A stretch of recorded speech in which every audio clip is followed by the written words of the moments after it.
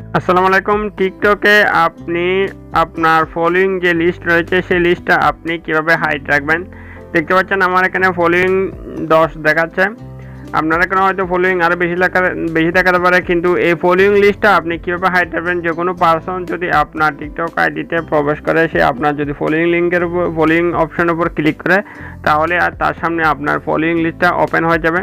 কিন্তু আপনি যদি ফলোইং লিস্টটা সম্পূর্ণভাবে আপনি লক করে রাখেন, তাহলে যে কোনো পার্সন এটাতে আসার পর আপনি ফলোইং লিস্টে যদি ক্লিক করে, তাহলে সে কোনো অবস্থাতেই আপনার ফলোইং লিস্টটা দেখতে পারবে না। কিন্তু এটা মূলত অন্য একটা আপনার আইডিতে আপনি নিজে বুঝতে পারবেন না, কিন্তু অন্য একটা আইডিতে যদি আপনার ফলোইং লিস্টটা আপনি চেক করেন, তাহলে আপনি খুব সহজে সেটা বুঝতে পারবেন সেটা লক হয়ে আছে।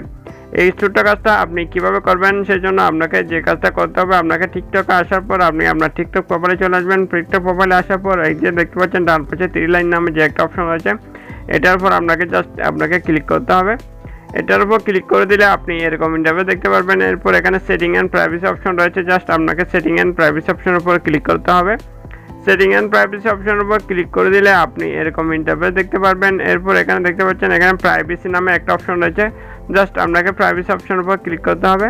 প্রাইভেসি অপশনের উপর ক্লিক করে দিলে আপনি এরকম ইন্টারফেস দেখতে পারবেন। এরপর আপনাকে আরও একটু স্ক্রল ডাউন করে নিচের দিকে আসতে হবে। নিচের দিকে আসলে এখানে দেখতে পাচ্ছেন একটা অপশন রয়েছে ফলোইং লিস্ট নামে একটা অপশন রয়েছে, জাস্ট আপনাকে এই যে ফলোইং লিস্ট অপশনটা রয়েছে এটার উপর আপনাকে ক্লিক করতে হবে।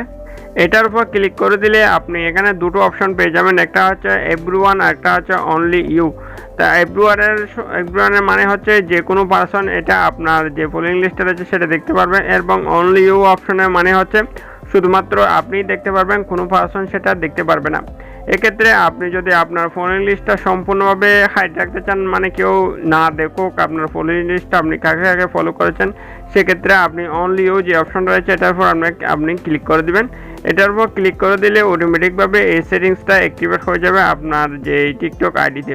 সেক্ষেত্রে কী হবে, যে কোনো পারসন অনলি ইউ যদি অপশন আপনি সিলেক্ট করে দেন, সেক্ষেত্রে যে কোনো পারসন আপনার যদি টিকটক আইডি ভিজিট করে, সেক্ষেত্রে সে আপনার ফলোইং লিস্টটা যদি চেক করতে চায়, সেক্ষেত্রে আপনার ফলোইং লিস্টটা সম্পূর্ণভাবে অফ দেখাবে বা লক দেখাবে, কোনো অবস্থাতে সে দেখতে পারবে না। এটা আপনি খুব সহজে বুঝতে পারবেন যদি আপনার টিকটক আইডিটা যদি অন্য কোনো টিকটক আইডি দিয়ে সার্চ করে, সেক্ষেত্রে আপনি যদি ভিজিট করে আপনার আইডিটা যদি ভিজিট করে, সেক্ষেত্রে আপনি যদি ফলোইং লিস্টটা আপনি ক্লিক করেন, সেক্ষেত্রে সেটা আপনি লক হয়ে আছে সেটা আপনি খুব সহজে বুঝতে পারবেন।